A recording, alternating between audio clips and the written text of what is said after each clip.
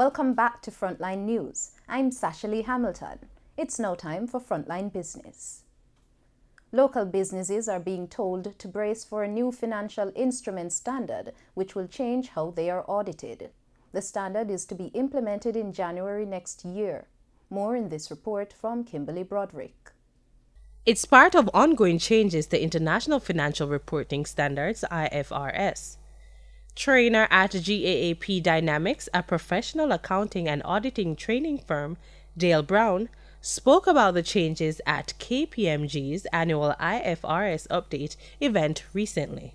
There's changes in the classification of a number of the assets and liabilities that we have to look at, but also very importantly is for commercial companies, they have to go from what used to be kind of an incurred credit loss perspective to an expected lifetime credit loss perspective.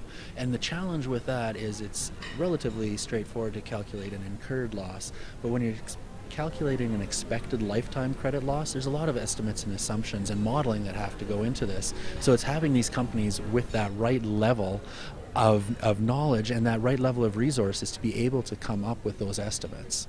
Mr. Brown says the change will affect just about every financial institution in Jamaica. Your financial institutions will be quite impacted by this standard.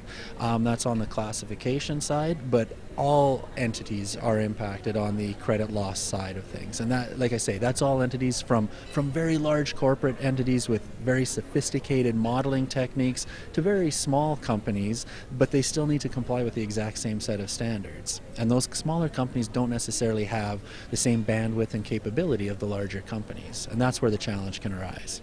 Kimberly Broderick, Frontline Business. Millions of dollars are being spent to upgrade a portion of the Montego Bay cruise port. However, the exact figure has not been revealed.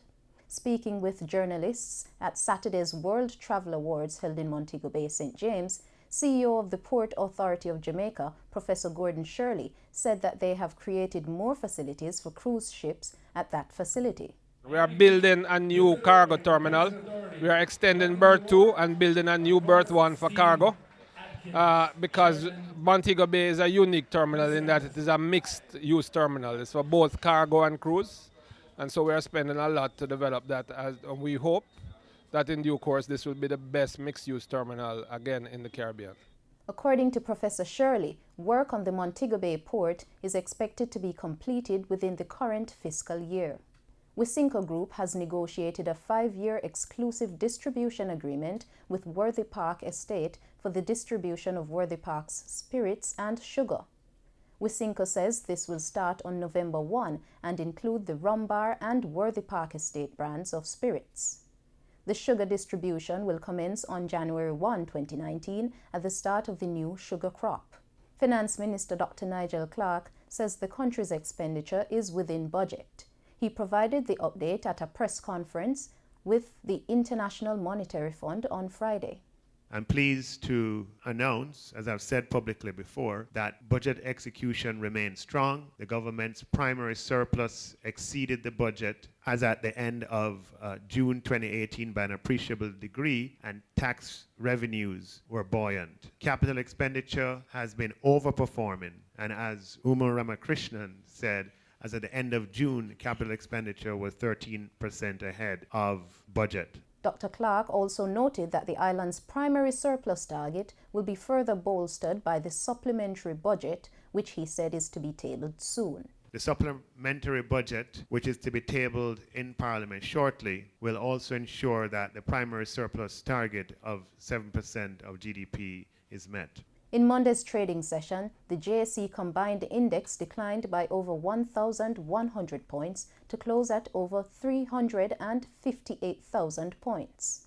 Overall market activity resulted from trading in 54 stocks, of which 17 advanced, 32 declined, and 5 traded firm.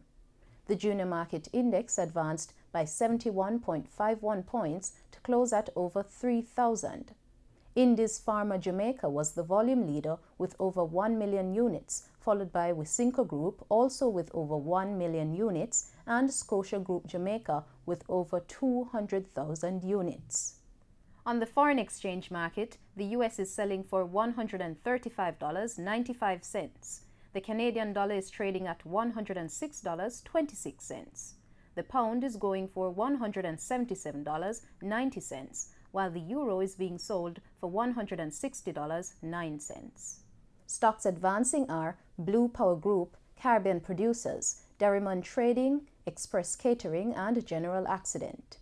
On the losing side, 138 Student Living, AMG Packaging and Paper, Barita Investments, Cargo Handlers, and Caribbean Cement. Stocks traded firm for 1834 Investments, Siboney Group, Epley, Jamaican Teas, and Paramount Trading. News now in oil.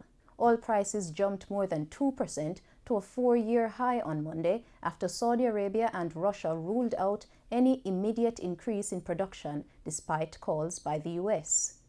Brent crude hit its highest since November 2014 at $80.94 per barrel, up $2.14. In the meantime, U.S. West Texas Intermediate crude WTI was $1.43 higher at $72.21. And that's it for Frontline Business. I'm Sasha Lee Hamilton.